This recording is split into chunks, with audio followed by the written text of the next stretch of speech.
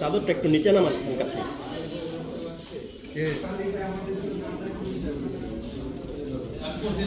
নারায়ণগঞ্জের রূপগঞ্জের তারা পৌরসভার সাবেক কাউন্সিলর ও আওয়ামী লীগ নেতা নজরুল ইসলাম মফিজ সহ 4 জনকে গ্রেফতার করেছে পুলিশ। মঙ্গলবার উপজেলার বিভিন্ন এলাকা থেকে অভিযান পরিচালনা করে তাদের গ্রেফতার করা হয়।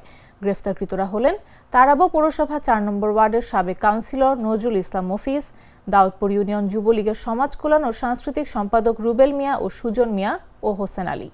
রূপগঞ্জ থানার ভারপ্রাপ্ত কর্মকর্তা সবজেল হোসেন বলেন, আইনশৃঙ্খলা বিনষ্ট, নাশকতার পরিকল্পনা ও বিভিন্ন অপরাধে জড়িত থাকার অভিযোগে যুবলীগ নেতা রুবেল মিয়া ও তারাবো পৌরসভার সাবেক কাউন্সিলর নজরুল ইসলাম মফিজকে আটক করা হয়। অন্যদিকে পৃথক ঘটনায় মুরাপাড়ার মঙ্গলখালী এলাকায় ডাকাতি প্রস্তুতিকালে সুজন মিয়া ও হোসেন আলী নামে আরও 2 জন সহ মোট 4 জনকে গ্রেফতার করা হয়েছে।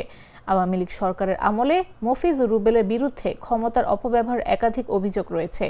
আইনি প্রক্রিয়া শেষে তাদের নারায়ণগঞ্জ আদালতে পাঠানো হয়েছে।